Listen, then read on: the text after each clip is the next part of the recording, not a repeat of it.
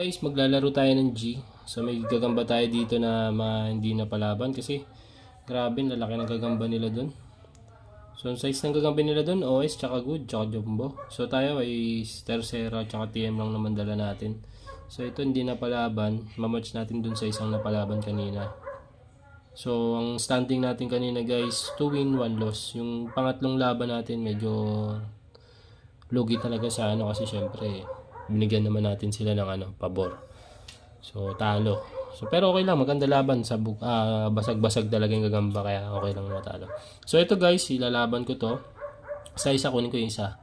So ang kulay nito guys, mag-green-green na brown-brown. Yan. Yan.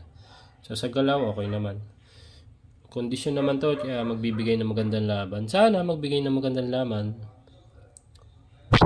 So ayan, okay to. Kuha tayong isa pa. Ito na isa. Ang